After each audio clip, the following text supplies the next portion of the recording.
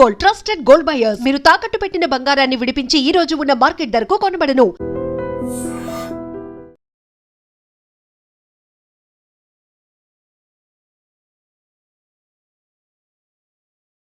నమస్తే, welcome to I dream.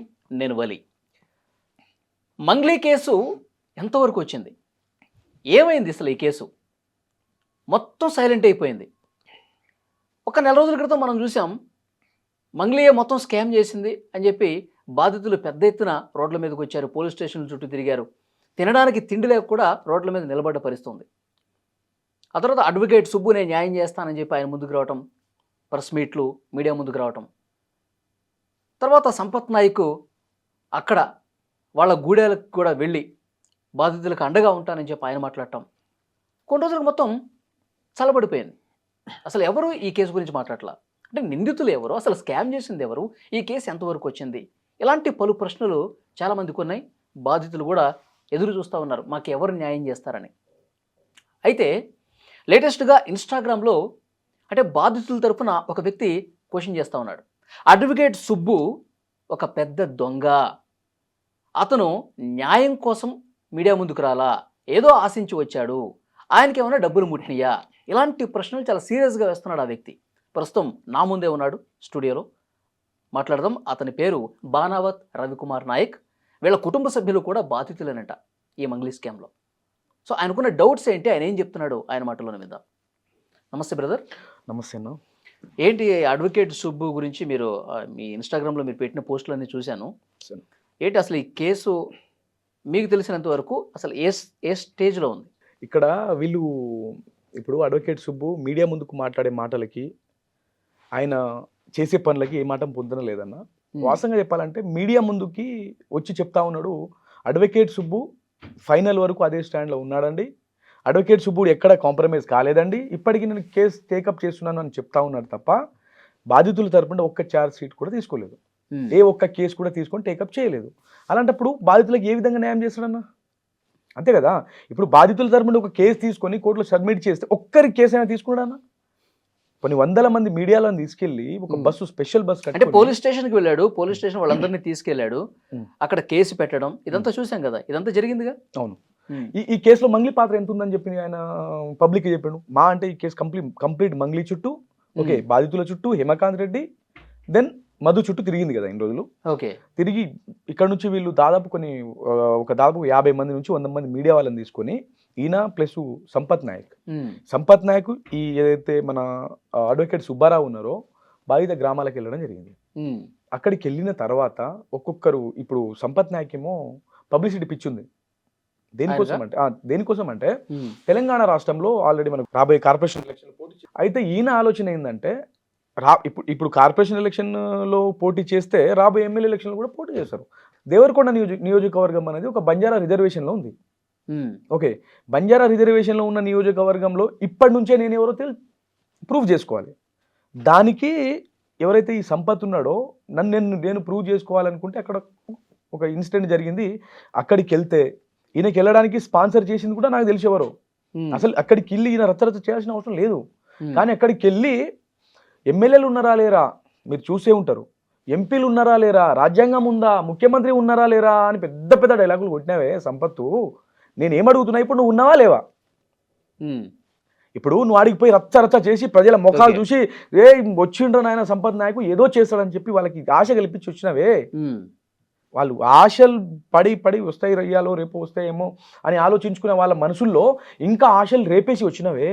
మరి ఈరోజు మా సంపత్ ఏడికి పోయిండని చెప్పి ఆ రోజు నువ్వు ఉన్నవా లేవా అని అడుగుతున్నారు కదా, ఈరోజు నువ్వు ఉన్నవా లేవా నేను అడుగుతున్నా. అంటే ఈ 4 రోజులు అట్లా చేస్తే పబ్లిక్ అటెన్షన్ మొత్తం నా వైపు తిరుగుతుంది, తర్వాత నేను ఫేమ్ అయిపోవచ్చు, తర్వాత 4 రోజులు పబ్లిక్ మర్చిపోవచ్చా అని ఏమైనా డ్రామాలు వేసినావు? అంటే రాబోయే రోజుల్లో దేవరకొండ కాన్స్టిట్యున్సీ నుంచి నేను ఎమ్మెల్యే టికెట్ జనసేన పార్టీ నుంచి పోటీ చేయాలని మైండ్ సెట్ పెట్టుకొని వాడికి పోయిన ఆ విషయం నీకు నాకు తెలుసు. ఇతన్ని హేమకాంత్ రెడ్డి అనుచరులు కొంతమంది ఈ కంప్లీట్ ట్రాక్ మంగ్లీ మీద నూకాలి, దీన్ని తీసుకుపోయి 3 లక్షలు స్పాన్సర్ చేస్తే స్పెషల్గా బస్ కట్టించుకొని నువ్వు వాడికి పోయినావు. నేను ఇక్కడ ఏమంటున్నా అంటే అన్న, కంప్లీట్ ఎపిసోడ్లో మంగ్లీ పాత్ర ఏంది? ఓకే, మంగ్లీ నిజంగా ఈ కేసులో ఇన్వాల్వ్ అయ్యి ఉందా?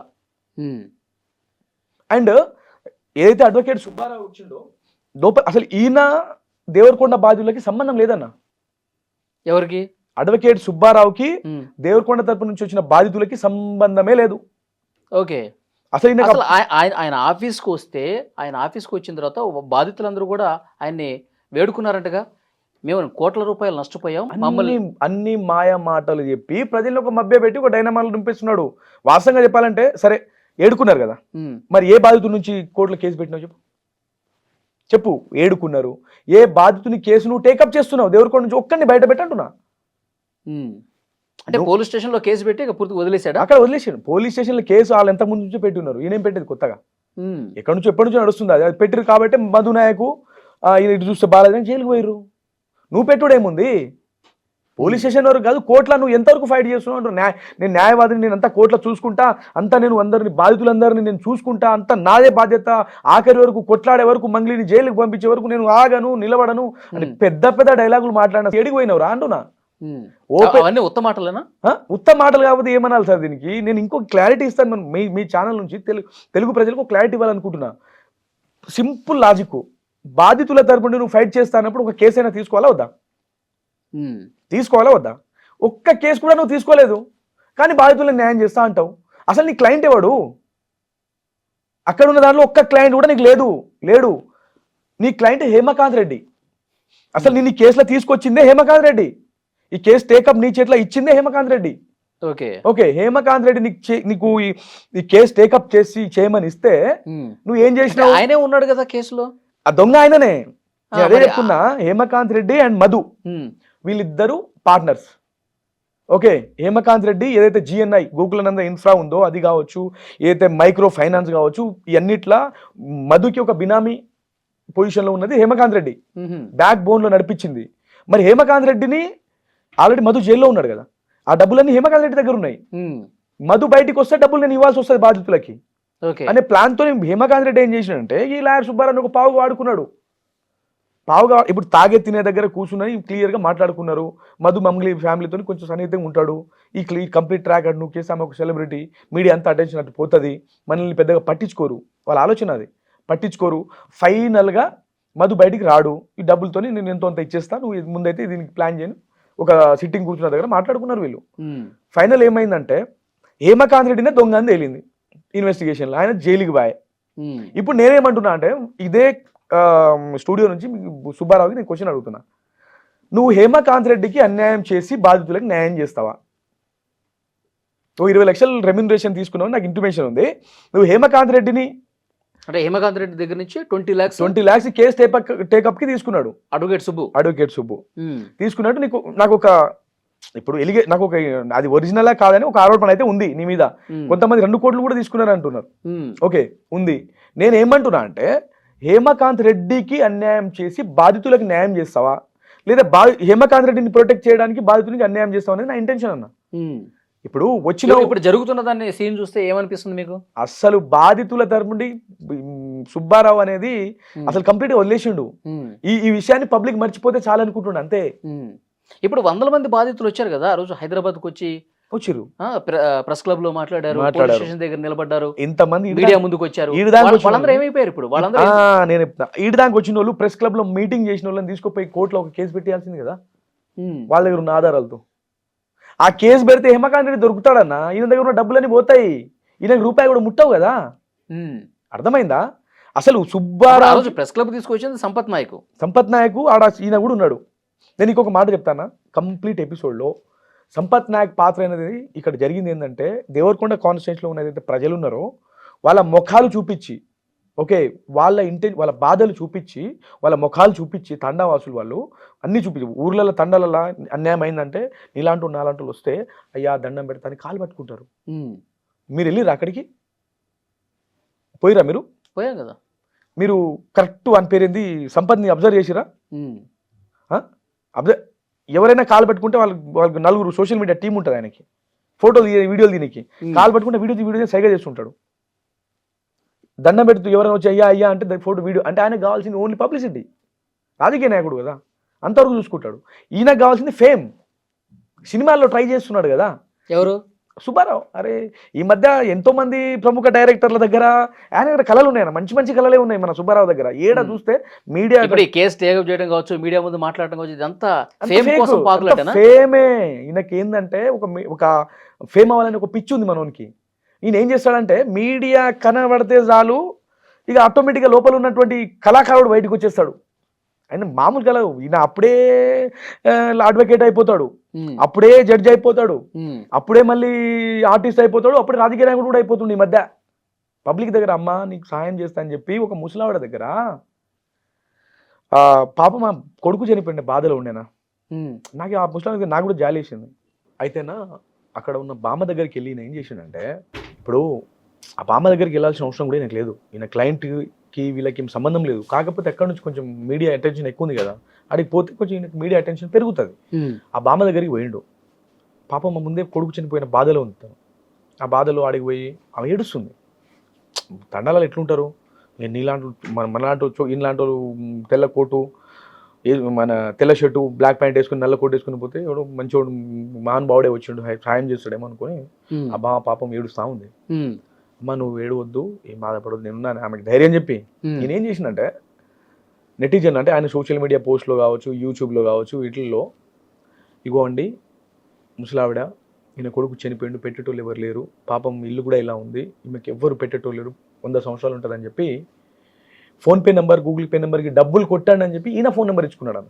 అప్పుడు నాకు అర్థమైంది, నాకు ఎప్పుడో కొడతాంది ఏదో ఫోన్ పే గూగుల్ పే నెంబర్లు పెట్టేసుకున్నాడు. నేను నాకు వినిపిస్తా, నాకు ఎప్పటికీ అనిపిస్తుంది ఏదో తేడాగా ఉన్నాడు మనిషి అని అనుకుంటూనే ఉన్నా. ఈయన phone number Google Pay number కొట్టేసుకున్నాడు. నాకు అప్పుడు అనిపించింది సరే PhonePe number Google Pay number ఈయనది ఎందుకు ఇచ్చిండు అని అప్పుడే డౌట్ వచ్చి నేను నా ఫ్రెండ్ ఒక తెలిసిన అతనితో కాల్ చేపిస్తే వాళ్ళ దగ్గర నేను phone number Google Pay number అడిగినా అండి, కానీ వాళ్ళ దగ్గర ఏది లేదన్నారండి. అంటే వాళ్ళ కొడుకు లేరా ఏది లేరన్నారండి, అందుకే నాది ఇచ్చిన. మరి ఏది లేరన్న ఈ వీడియోలో అయితే అడిగినట్టే లేదు, ఓకేనా? ఒకవేళ నువ్వు పక్కన తర్వాత అడిగి నువ్వు ఈ వీడియో చేసి ఉంటే అదొక డ్రామా, అవునా కదా? హలో అండి ఏడుచుకుంటున్నాడు, హలో అండి నేను అడ్వకేట్ సుబ్బు అండి అంటే నువ్వు యాక్టింగ్ కంప్లీట్ ప్రిఫేరే అలా దిగినావు. అర్థమైందా నా? పబ్లిక్ అర్థం చేసుకోవాలి దీనికి. నేను వీడియో వినిపిస్తాను, మీరు చూడండి, ఆ నెంబర్ కూడా మీరు కొట్టండి. ఈ వీడియో చూసిన వాళ్ళందరూ కూడా వాళ్ళ ఫోన్పేలో నేను చెప్పే నెంబర్ కొట్టండి. సుబ్బారావు అని రాకపోతే చూడండి, నేను చూస్తాను చూడండి. ఇప్పుడు మీరు చూసుకున్నట్లయితే చిన్న రేగు షెడ్లు ఒక గదిలో ఉంటున్నారు, దయచేసి ప్రజలారా మీరందరూ గమనించండి. చూడండి ఈ అమ్మని చూడండి, దాదాపుగా 100 సంవత్సరాల దాకా ఉంటుంది. ఈ రోజు ఎవ్వరు తిండి పెట్టలేదు. దయచేసి మీరెవరన్నా సహాయం చేయదలుచుకుంటే, దయచేసి తక్షణం మీరెవరన్నా సహాయం చేయదలుచుకుంటే మీరందరూ కూడా ఈ రోజు సహాయం చేయడానికి ముందుకు రండి. బాధితుల తరపున ఎవరైతే ఇప్పుడు 40 లక్షలు పోగొట్టుకొని చనిపోయినటువంటి వ్యక్తి ఉన్నారో వాళ్ళ తల్లి ఈవిడ చూడండి ఈవిడ పరిస్థితి. దయచేసి మీరందరూ కూడా గమనించండి, మీ సత్వర సహాయాన్ని కూడా అందించండి. మీ దగ్గర ఫోన్ పే గూగుల్ పే ఏది ఉన్నప్పటికీ కూడా దయచేసి మీరు డబ్బులు పంపించండి. మా ఫోన్ నంబర్లు 8499842988. చూడండి 8499842988. దీనికి మీ విన్నారు కదన్నా. అయితే 8499842988. ఈ వీడియో వింటున్నట్టు అందరికి మన ప్రేక్షకులకు చెప్తున్నా, మీ ఫోన్లలో మీ ఫోన్పే గూగుల్ పే ఓపెన్ చేసి కొట్టండి. నెంబర్ ఎవరి పేరు మీద ఉంది, దీని బ్యాంకింగ్ ఎవరి పేరు మీద రిజిస్టర్ అయి ఉంది, ఆటోమేటిక్గా అర్థమైపోతుంది. ఈయన ఫోన్ నెంబర్ ఇచ్చుకున్నాడు, ఓకే, మానవతా దృక్పథంతో వెళ్ళిండు. ఈయనకు సంబంధం లేకపోయినా మీడియా అటెన్షన్ కోసం పోకపోవచ్చు అనుకుందాం మనం కొద్దిసేపు. మానవతా దృక్పథంతో అడిగిపోయిండు. పోయిన తర్వాత సరే దాంట్లో ఇంత డబ్బులు పడ్డాయి, ఒక వారం రోజుల తర్వాత నెల రోజుల తర్వాత ఈరోజు 4 నెలలు అయింది, దాంట్లో రూపాయి ఎంత పడ్డదని చెప్పలే, వాళ్ళకి ఇచ్చే సోయి కూడా లేదు. అర్థమైందా? దాదాపు 7 లక్షలు పడ్డాయని చెప్తే విన్నాను. వీడియో తర్వాత మళ్ళీ అసలు అటువైపు చూడనే లేదు, అందులో డబ్బులు ఎంత పడ్డాయి చెప్పను లేదు. కనీసం ఇంత డబ్బులు పడ్డాయని వాళ్ళ ఫ్యామిలీలో ఎవరో ఒకరు ఫోన్ చేసి పిలిపించుకొని ఇంత నాకు అక్కడ రావడానికి టైం కుదురుతలేదు, వీలు పెడతలేదు, ఎవరో ఒకరు తండాకి పోలేదని మీకు ఎట్లా తెలిసింది? పోలేదు, ఇంకా ఎట్లా తెలిసింది మాకు తెలియదా? మా పక్క ఊరు, మా పక్క తండలు, ఈయన వచ్చిండా రాలేదు. ఈసారి పోతే నిజంగా చెప్తున్నా, మీడియా ముందుగా చెప్పాలో చెప్పకూడదు కానీ చెప్పు తీసుకొని కొడతారు ఈయనని. అటు పోతే ఇప్పుడు ఉత్తా కాదు, నిజంగా చెప్తున్నా. మా అక్కలు అక్కడ ఉన్నట్టు మా తండ అక్కలు, మా బంజారా లంబాడ ఆడబిడ్డలు పరక మరలేసి కొడతారు. మళ్ళీ ఆడి పోయినోడు ఈడిదాకా వచ్చిందాకా ఉచ్చబడాలి అట్లా కొడతారు. ఎందుకంటే చనిపోయిన శవాల మీద చిల్లరెత్తుకున్నాడన్నా, బిచ్చం అడిగితే కొడుతుండే. అరే ఎంతమంది తీర్మానమన్నా ఫస్ట్లో చాయ్ పైసలు కొట్టండి ఇట్లా ఇట్లా అని చెప్పుకున్నాడు, అడిగిండు. నెటిజన్లు కొట్టలే, ఇట్లా బిచ్చం అడిగితే కొడుతుండే. నేను 1116 ఇస్తా ఇప్పుడు నేను అడుక్కుంటే. అట్లాంటిది చనిపోయిన మీరు ఫోన్ చేశారు కదా, ఫోన్ చేసి ఈ నెంబర్కి డబ్బులు కొట్టండి, ఆ కుటుంబానికి సాయం చేయండి అన్నారు కదా, ఎంత పడిందండి అని చెప్పి మీరు ఫోన్ చేసినప్పుడు అడిగారా? ఫోన్ చేసినప్పుడు అడిగిస్తే ఏడ పడ్డాయండి ఏనండి అన్నట్టుగా మాట్లాడాను. ఒక్కరు కాకపోతే ఎవరు కొట్టలేదా? ఆ కాల్ రికార్డు ఉందా మీ దగ్గర? మీరు నా దగ్గర మేబీ తను లౌడ్ స్పీకర్ లో మాట్లాడాము. కాల్ రికార్డ్ అనేది చూడాలి ఒకసారి, అడుగుతాయి మన ఆయన మొబైల్లో రికార్డింగ్ అవుతుందా కాదని నాకు తెలియదు. స్పీకర్ పెట్టిండు, ఏడబడ్డాయండి ఏం పడలేదండి, అడిగినాం కానీ సాయం చేయడానికి అడ్డం రావాలి కదండి అన్నట్టుగా మాట్లాడాను.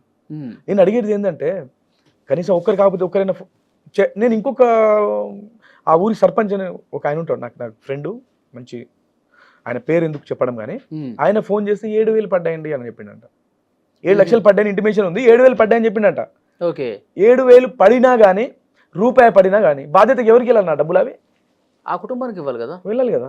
కనీసం పిలిపించాని ఇవ్వాలి కదా, వాళ్ళకి ఫ్యామిలీలో ఎవరినో ఒకరిని పిలిపించుకో 7,000 పడ్డాయి అనుకో, 2,000 వాడుకున్నా, ఒక 5,000 ఉన్నాయి తీసుకో, న్యాయంగా మీకు రావాల్సిందే ఇది అని ఎలా వద్దా ఇవ్వాలి కదా 100%. మరి ఏడా అని ముఖం కూడా చూడలే. వాళ్ళు ఫోన్ చేసి ఇప్పుడు ఎవరు ఫోన్ చేసి ఎత్తట్లేడు మనిషి.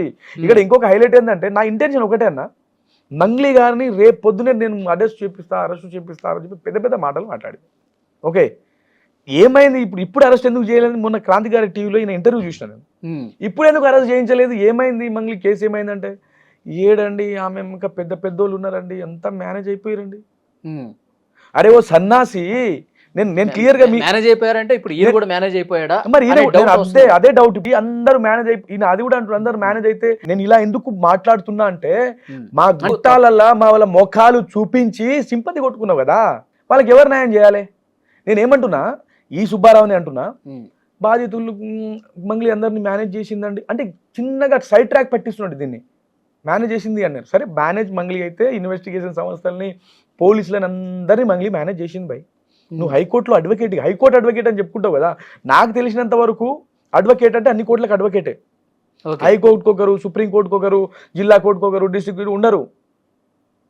అడ్వకేట్ అంటే అన్ని కోర్టుకు ఈయన స్పెషల్గా నేను హైకోర్టు అడ్వకేట్ అని చెప్పుకుంటాడు. మరి హైకోర్టు ఏమైనా మన దేశ గవర్నమెంట్ మన రాష్ట్రపతి గారి అపాయింట్మెంట్ తోని అటు ఇక్కడైనా ఏమైనా పోస్టింగ్ తీసుకున్నాడని నాకైతే తెలియదు అన్న. నిజం అయితే నేనేమంటున్నా అంటే, ఈ హైకోర్టు అడ్వకేట్ కి సరే వాళ్ళకి న్యాయం చేయలేకపోయినా, మంగ్లీ జైలుకి పంపలేకపోయినా, నేను ఒక ప్రైవేట్ కంప్లైంట్ ఫైల్ చేసి కోర్టులో పెడితే దీంట్లో మళ్ళీ విషయం ఏదో తేలుతుంది కదా బయట, నేను సోయి కూడా తెలియదా? నేను అందుకే నీకు చెప్పేది, ఫస్ట్ ప్రాక్టీస్కి వెళ్ళు. నువ్వు నీకు తెలియదు, చెప్పేటోళ్ళు చెప్తే వినవు.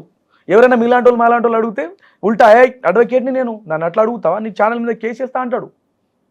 నేను అదే అంటున్నా, నువ్వు కేసు వేసుకుంటావా ఏమైనా వేసుకో, కానీ అసలు దీంట్లో నిజమేతో బయట పెట్టు.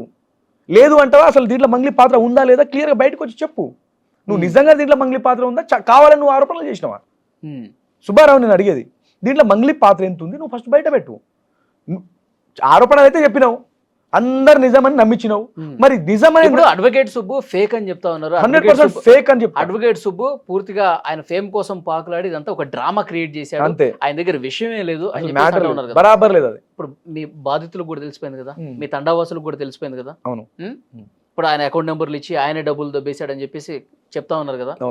ఇప్పుడు అప్పుడు న్యాయం కావాలని వచ్చినటువంటి బాధితులు ఇంత మోసం ఇంత దగా నమ్ముకున్నోడే చేసినప్పుడు ఇప్పుడు ఎందుకు బయటకు రావట్లేదు? తండాల ప్రజలు ఎట్లుంటారంటే అన్న, డబ్బులు వస్తాయని ఆశలో ఉన్నారు వాళ్ళు.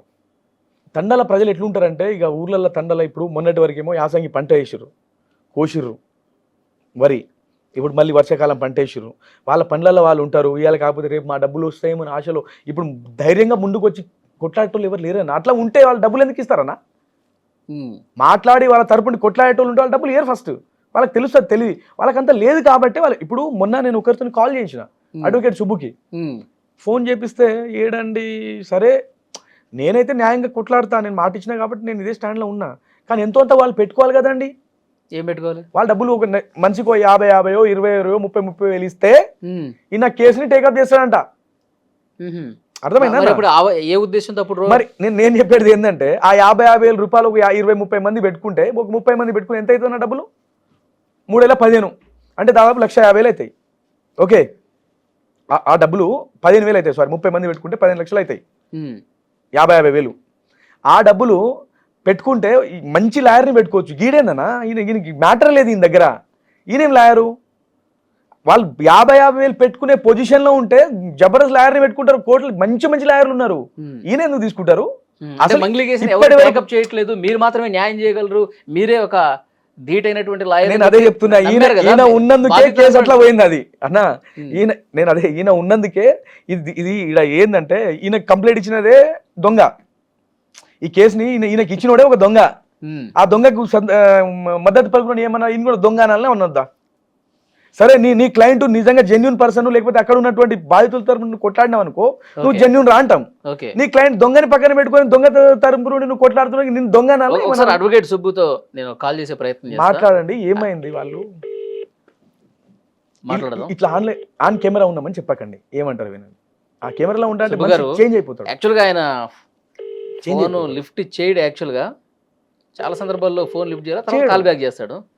ఇప్పుడు మనం ఆన్ కెమెరాలో ఉన్నామని చెప్తే చేంజ్ చేసేస్తాడు వాయిస్. చూద్దాం. Your call has been forwarded to voicemail. The person iPhone వాడుతున్నాడు మనిషి, లిఫ్ట్ చేయడు. నేను అదే అంటున్నా. అయితే నేను ఏమంటున్నా అంటే అన్న, బాధితుల తరపు నుండి నువ్వు జెన్యు ఇప్పుడు దొంగ వెనక నిలబడి దొంగనే అంటారు.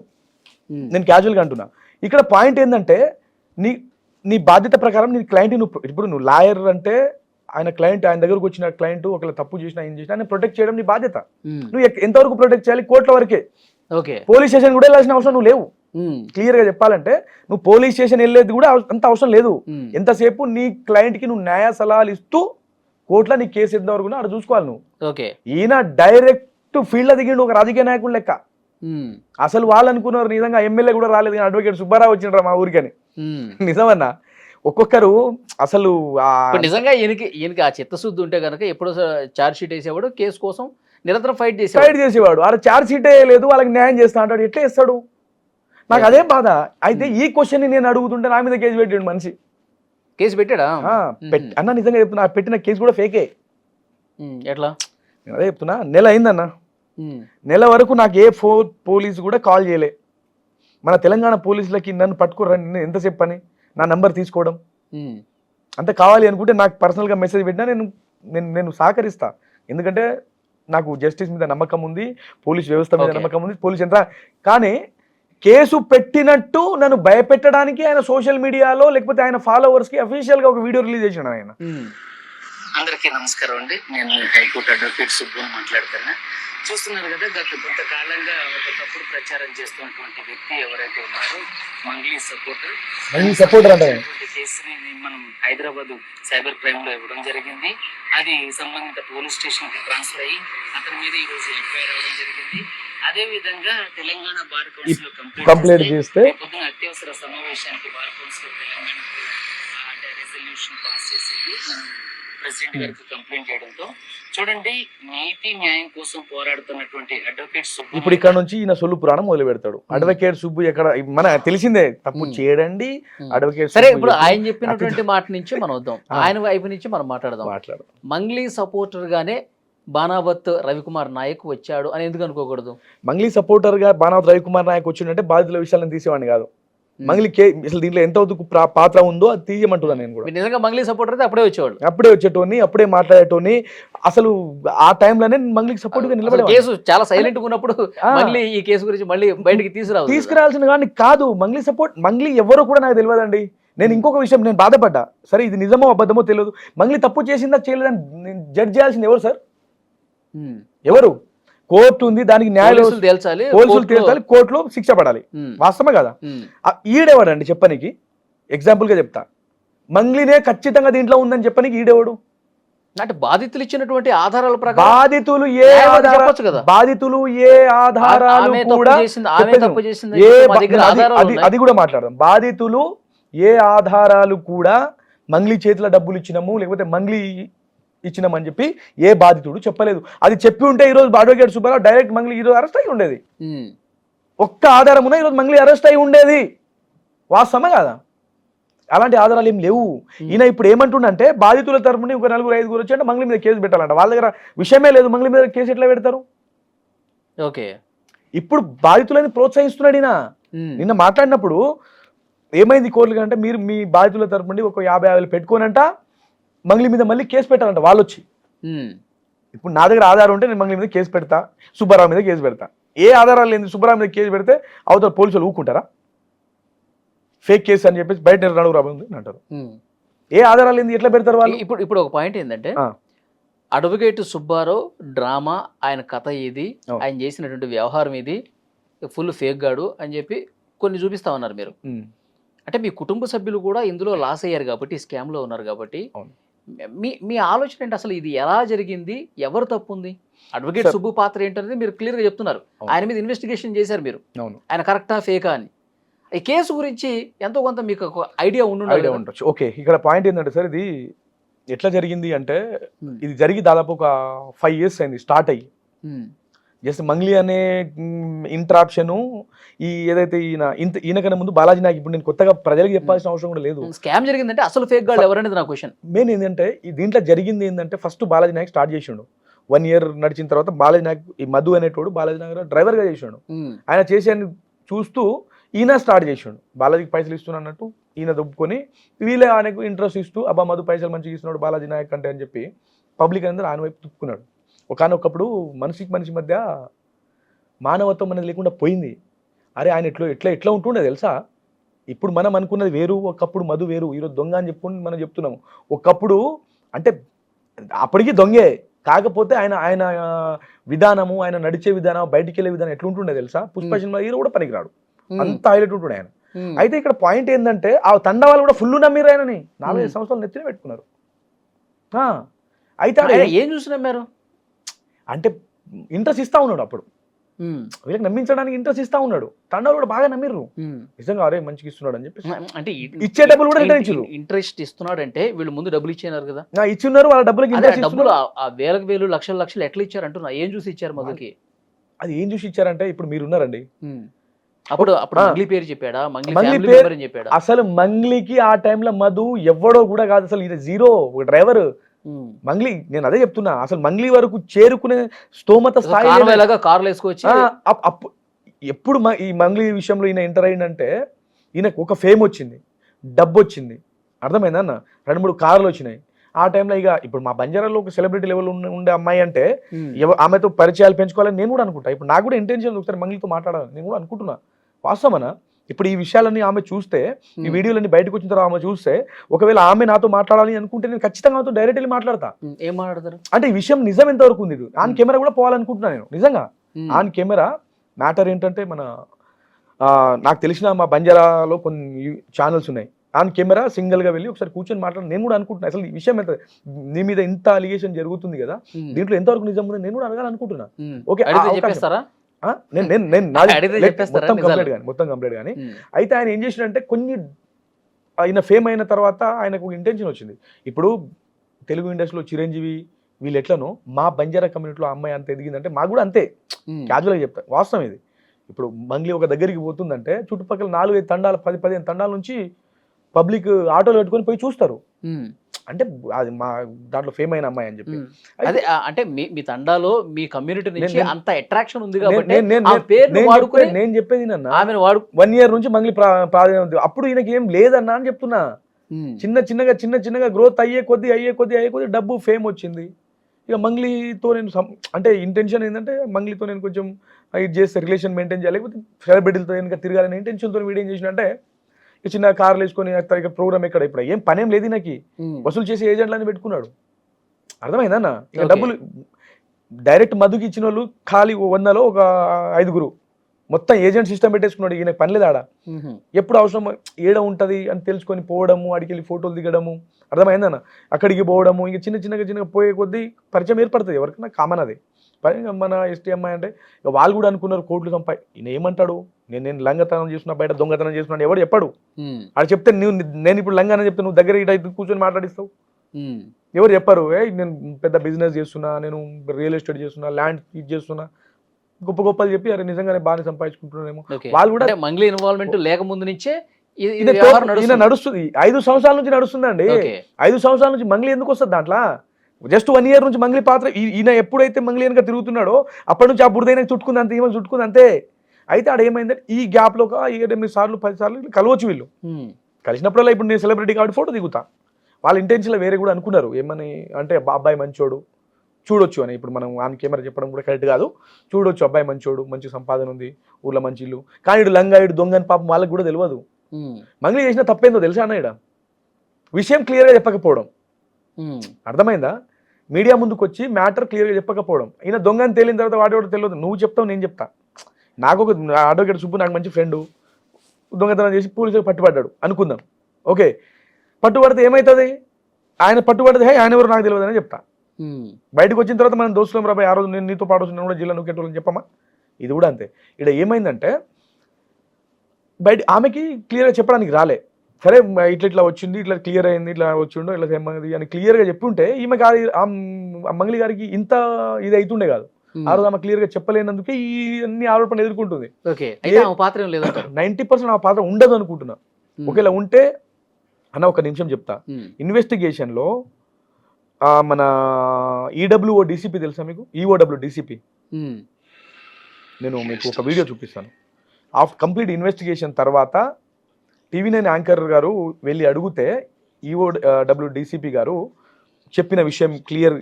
జస్ట్ 1 minute ఉంది, నేను చూపిస్తాను మీకు, ఇది కూడా చూపిస్తాను చూడండి. దీంట్లో ఒకవేళ మంగ్లీ పాత్ర, ఒకవేళ నేను కంప్లీట్గా లేదని చెప్పను, మంగ్లీ పాత్ర ఉంది ఖచ్చితంగా, దీంట్లో మంగ్లీ ఇన్వాల్వ్మెంట్ అయి ఉందని చెప్పి అడ్వకేట్ సుబ్బారావు చెప్పినట్టు దీంట్లో మంగ్లీ ఉందని నేను చెప్పను, లేదని కూడా చెప్పను. అది తేల్చాల్సింది ఇన్వెస్టిగేషన్ సంస్థలు, కోర్టులు.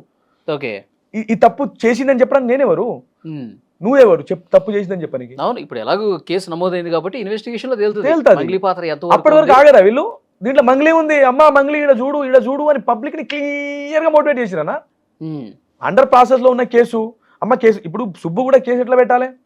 మధు స్కామ్ చేసిండు, హేమకాంత్ రెడ్డి, మధు డబ్బులు హేమకాంత్ రెడ్డి దగ్గర ఉన్నాయి, కానీ ఉల్టా హేమకాంత్ రెడ్డి మధు మీద కేసు పెట్టించుండు. ఇటు ఏమైంది? మధు స్కామ్ చేసిండు, ఫలానా మా క్లయింట్ మధు ఇట్లా చేసిండు, ఈ ఇన్వెస్టిగేషన్ తేల్చండి, మాకు మంగ్లీ ఫ్యామిలీతో నా సన్నిహితంగా ఉన్నాడు, ఆ కేసు తీసుకోవాల్సిన విధానం, అది పెట్టాల్సిన విధానం. మంగ్లీ కుటుంబంతో కొంచెం సన్నిధిగా ఉంటాడు, ఈయన మీద కేసు టేకప్ చేయండి, ఎంక్వైరీ చేయండి, దీంట్లో ఎవరెవరు ఇన్వాల్వ్ అయినారు, నాకు ఆ క్లయింట్కి డబ్బులు కావాలి అని కేసు పెడితే ఇన్వెస్టిగేషన్లో మంగ్లీ ఉంటే తేలేది. ఈయన ఏం చేసిండు? డైరెక్ట్ మంగ్లీ కూడా లోపల పెట్టిండు. అది ఉద్దేశపూర్వకంగా అనుకోవచ్చా? చెప్పన్నా. ఇప్పుడు ఇన్వెస్టిగేషన్ చేస్తే దీంట్లో మంగ్లీ ఉన్నాయి. ఇప్పుడు ఫైనల్ ఇన్వెస్టిగేషన్ ఏం తేలింది? అసలు దొంగ అయిన క్లయింట్ అనేది తేలింది. మీరు ఇది వినండి. నిజంగా ఏమన్నా ఈ కేసు తోటి ఏమన్నా ఇన్వాల్వ్మెంట్ ఉందనుకోవచ్చు. ఇంత మాకు తెలిసినంత వరకు అయితే ప్రస్తుతం మంగ్లీకి ఈ కేసుతో సంబంధం లేదు. ఇది ఇప్పటివరకు తమకు సంబంధించిన దర్యాప్తు కొనసాగుతుంది. బాధితుల నుండి సేకరించినటువంటి డబ్బునంతా కూడా బినామీ అకౌంట్లకు మళ్లించారు కాబట్టి డేట్ ఎప్పుడు చెప్పండి, వాటిని సీజ్ చేస్తామన్నటువంటి విషయం చెప్తున్నారు. అలాగే ఇప్పటివరకు జరిగినటువంటి మంగ్లీకి సంబంధించిన కుటుంబ సభ్యుల ప్రమేయం ఏం లేదన్నటువంటి విషయాన్ని చెప్తున్నారు. ఒక ఫ్లాట్ నిమిత్తం మాత్రం జరిగినటువంటి 3 months ఇంటర్వ్యూ ఇన్వెస్టిగేషన్ తర్వాత వచ్చిన ఇంటర్వ్యూ రమావత్ మధు అకౌంట్ కి వెళ్ళి ఇందులో ఎలాంటి సస్పిషియస్ లేదన్నటువంటి విషయాన్ని కూడా ఈఓడబ్ల్యూ డీసీపీ చెప్తున్నారు. Cameraman Yusuf Ranjith, TV9 Hyderabad. ఇది అయితే ఇది కూడా తప్పే. మంగ్లీ దీన్ని కూడా మేనేజ్ చేసింది అనుకుందామన్నా. ఓకే, ఇంకో కేసు కోర్టులో పెట్టు. నిజంగా ఇందులో మంగ్లీ పాత్ర ఉంటే మా బంజారమ్మాయిని నేను సపోర్ట్ చేయట్లేదన్నా. బంజారమ్మాయి కదా, ఏదున్నా తేల్చాలి అంటున్నా. మంగ్లీ పాత్ర నిజంగా ఉందా లేదు, ఇందులో కంప్లీట్ మంగ్లీ పాత్ర లేదు అంటావు అంటే నువ్వు మంగ్లీకి ఏ విధంగా నువ్వు కాళ్ళల్లో పడతావా, ఇళ్ళలో పడతావు, పడు, బహిరంగ క్షమాపణ అడుగు అంటున్నా. ఉంది అంటే కోర్టులు ఏంటంటే ఎందుకు సైలెంట్ అయిపోయావు అడ్వకేట్ సుబ్బు, ఎందుకు ఇంకా యాక్టివ్ గా లేవు, ఎందుకు బాధితుల తరఫున ఇంకా మాట్లాడలేదు, ఎందుకు వాళ్ళకి న్యాయం చేయట్లేదు అనేది మీ క్వశ్చన్. నా క్వశ్చన్. అయితే నేను ఇంకొకటి ఏంటంటే అన్న, నేను ఒక మాట చెప్తా. సేవాలాల్ బంజారా సంఘం తెలంగాణ స్టేట్ కి యువజన విభాగం అధ్యక్షుడిగా పనిచేస్తాను నేను. ఓకే, నా మంగ్లీ అనేది నా బంజారా మహిళ, అవతల ఇబ్బంది పడుతున్న వాళ్ళు కూడా మా బంజారులే. ఓకే, ఇక్కడ ఏంటంటే అండర్ ప్రాసెస్ లో ఉన్న కేసులో ఖచ్చితంగా దీన్ని మంగ్లీనే చేసిందని ఇది కావాలని ప్రొటెక్ట్ చేసిర్రు. ఇప్పుడు అండర్ ప్రాసెస్లో ఉన్న కేసుని ఏం చేయాలి? సరే కేసు నడుస్తుంది, మీరు సైలెంట్గా ఉండండి, మీ వెనక నేను ఉంటా, అంతవరకు ఉండాలి. దీంట్లో మంగ్లీ అమ్మా మంగ్లీ అని ఎన్ని ఇంటర్వ్యూలు, ఇది ఉద్దేశపూర్వకంగా అనుకోవాలి, దేన్ని ఏ విధంగా అనుకోవాలి? అమ్మా మంగ్లీ అని ఆయన పేరేంది, ఆయన సంపత్ నాయకు. ఈయన నోరు తెలిస్తే మంగ్లీ అంటాడు. ఆయన నిన్న కాక మొన్న వారం రోజుల క్రితం జరిగిన ఇంటర్వ్యూలో కూడా మంగ్లీ కూడా బాధితుల పక్షాన్ని నేను నిలబడతా, బాధితులకు అండగా నేను ఉంటా, మిమ్మల్ని కలుస్తా ఉంది, ఒకళ్ళని కూడా కలవలేదు. నేను ఒక మాట చెప్తా కూడా, బాధితుల తరపున ఈమె అండగా ఉంటే, ఒకవేళ మంగ్లీ అండగా ఉంటే, లేదా బాధితుల గ్రామ పంచాయతీకి వెళ్తే వీళ్ళు చేసిన మోటివేషన్ కి 100% వాళ్ళు ఖచ్చితంగా మంగ్లీ ఇందులో ఉందేమో అనుకుంటున్నారు. వాళ్ళు కూడా వీళ్ళంతా మోటివేట్ చేసారు ప్రజల్ని.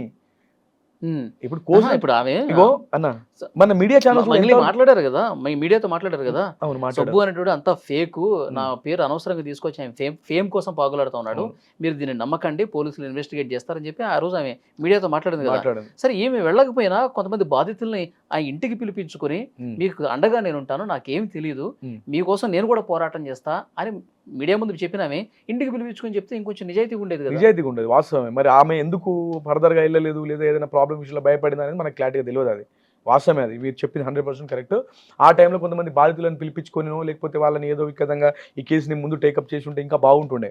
ఒక మంచి ఏంటంటే పోలీసులు ఇన్వెస్టిగేట్ చేస్తా ఉన్నారు, చార్జ్ షీట్ వేయాలంటే పోలీసులు కదా కేసు తేల్చి చార్జ్ షీట్ వేసేది. అవును, పోలీసులు పాత్ర కూడా ఎడిపోయింది. మరి చార్జ్ షీట్ వేసారు కదా అన్న, వాళ్ళు చార్జ్ షీట్ అయిపోతే మధు అండ్ వీళ్ళు జైలు ఎందుకుంటారు అంటే ప్రైమరీ ఇన్వెస్టిగేషన్ లో వాళ్ళ పాత్ర తెలిసి వాళ్ళని అరెస్ట్ చేశారు, అక్కడ వరకు ఫైనల్. ఓకే, ఈ డబ్బులు ఎటుపోయినాయి, ఈ స్కామ్ ఎట్లా జరిగింది, అంతిమంగా దోషులు ఎవరు, ఇది తేలాలి కదా. అడ్వకేట్ సుబ్బు దాన్ని తేల్చడానికే ఉన్నాడని నా బాధ. అది తేల్చాల్సిన అడ్వకేట్ సుబ్బే కదా, అది తేలాలి. పోలీసులు మేనేజింగ్ చేసేసిండు. ఇప్పుడు అదే అంటున్నా, ఆయన ఆరోపణ ఫైనల్ ఏం లేదు, పోలీసులందరినీ మంగ్లీ మేనేజ్ చేసింది అన్న. పోలీసు ఇప్పుడు మీ డౌట్ ఏంది, సంపత్ నాయక్ కూడా డబ్బులు అమ్ముడు పోయిండు అనుకుంటు 100% అమ్ముడు పోయిండు అన్న. ఇగో నేను ఒక మాట చెప్తా, కొన్ని మీడియా ఛానల్స్ కూడా చెప్పాలి. నేను నా క్యాడర్ నేను ఎందుకు బయట చెప్పినా అంటే, సేవలాల్ బంజారా సంఘంలో యువజన విభాగం అధ్యక్షుడిగా పనిచేస్తున్నా. నా బంజారా కమ్యూనిటీకి సంబంధించిన అమ్మాయి. ఓకే, ఏ అమ్మాయి అయినా దోషి ఉన్నా నిర్దోషి ఉన్నా ఇట్లాంటి థంబ్నెయిల్ ఒక మీడియా ఛానల్ పెట్టొచ్చు, పెట్టకూడదు. చాలా దారుణంగా ఉంది. నేను ఏదైనా మాట్లాడినా సడన్ గా నేను ఏదైనా చెప్పినా కూడా అర్థమైందా అన్న, బీప్ సౌండ్ పెడతాం, నోరు జారినా కూడా. ఇట్లాంటి థంబ్నెయిల్ పెట్టి నెటిజన్లు ఏం మెసేజ్ ఇద్దాం అనుకుంటున్నారు? ఇట్లాంటి థంబ్నెయిల్ యూట్యూబ్ ఛానల్ పెడితే ఈ అమ్మాయి కుటుంబ సభ్యులలో వాళ్ళ అన్న చూడొచ్చు, వాళ్ళ బ్రదర్ చూడొచ్చు, వాళ్ళ కుటుంబ సభ్యులు చూడొచ్చు, వాళ్ళు తీసుకోవాలి. ఇప్పుడు ఈ థంబ్నెయిల్ పెట్టింది ఎవరైతే, చూడు ప్రముఖ టీవీ, ఓకే, పెట్టింది ఎవరైతే ఉన్నారో వీళ్ళ ఇంట్లో కూడా లేడీస్ ఉంటారు కదా. పోలీసం వాళ్ళైనా నువ్వు పెట్టింది కరెక్ట్ అంటారా? అంటే మూకుమ్ముడిగా అన్ని మీడియా ఛానల్స్ ఒక అమ్మాయి మీద దీని వెనకాల కూడా వీళ్ళు ఉన్నారంటావా? దీని వెనకాల వీరు ఉన్నారని చెప్పట్లేదు, మీడియాని అడుగుతా ఉన్నా. ఇట్లాంటి థంబ్నెయిల్ పెట్టి సమాజానికి ఎలాంటి మెసేజ్ చేయాలనుకుంటున్నారు? క్వశ్చన్ అది. కొన్ని యూట్యూబ్ ఛానల్స్ పని కట్టుకొని ఈ విధంగా చేసేవాళ్ళు ఉంటారు, పని కట్టుకొని కావాలని దీని విషయంలో ఇంకా ఇంకా ఇంకా ఇంకా అంటే వాళ్ళకి కావాల్సిన టీఆర్పీ రేట్ అంటే మీ అంతా కావాలి అనుకుంటే ఏదో ఇంత దారుణమైన భాష ఇంకా చాలా ఉన్నాయి నా దగ్గర చూపించాల్సిన. ఎందుకు ఇంకా బయట పెడితే బాగుండదు, ఆమె కూడా ఒక అమ్మాయి కదా అని నేను తీసుకోవట్లేదు, ఇంకా చాలా ఉన్నాయి.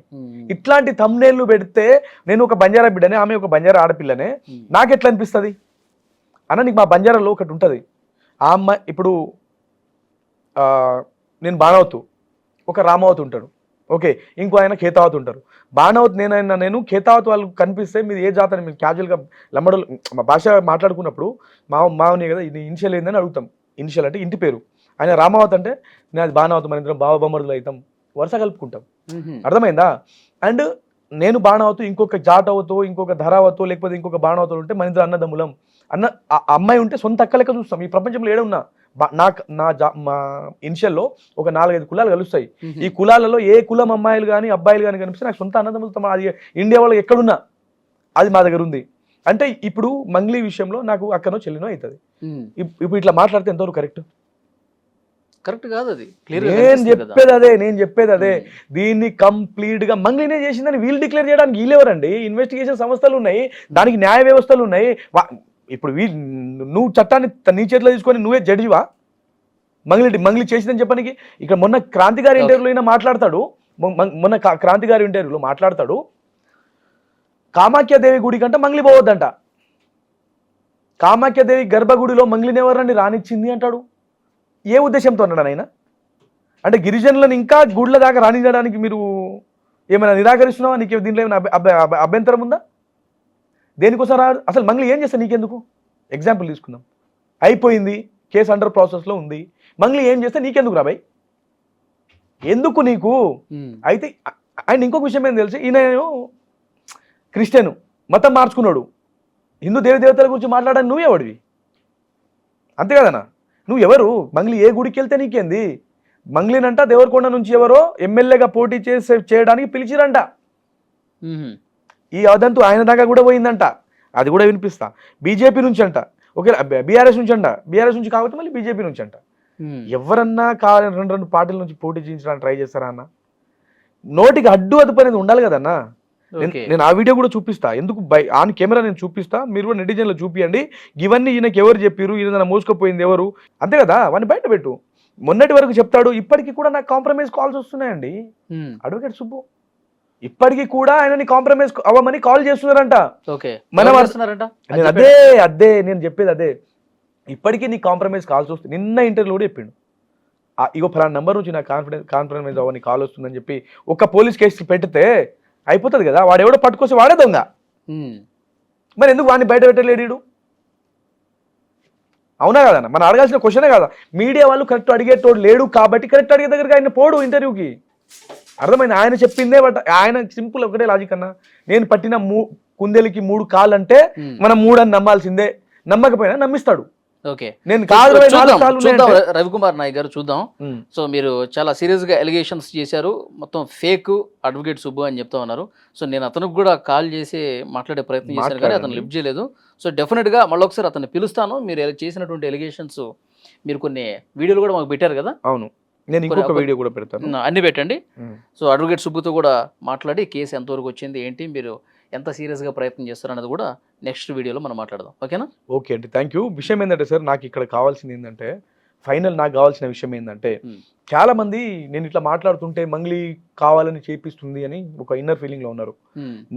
మంగ్లీ కావాలని నాతో చేపిస్తే నేను ఇది ఎప్పుడో స్టార్ట్ చేసేవాడిని.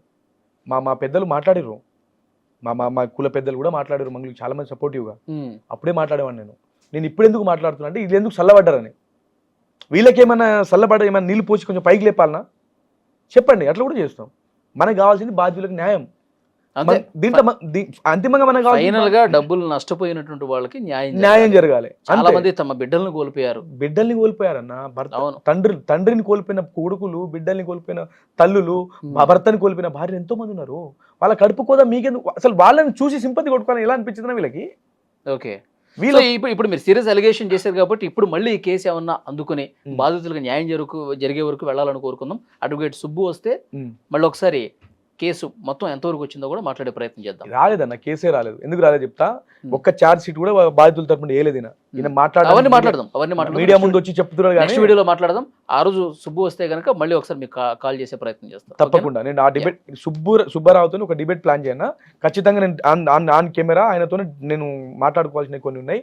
వాటికి ఆయన సమాధానం చెప్పుకుంటే, మీ స్టూడియో తరపున ఆయన సమాధానం చెప్తే నేను సంతోషంగా ఫీల్ అయిపోతాను. 100% ఆయన రాడని నేను అనుకుంటున్నా. వస్తే సంతోషం. రైట్ అన్న, thank you very much. Thank you very much అన్న, థ్యాంక్ యూ.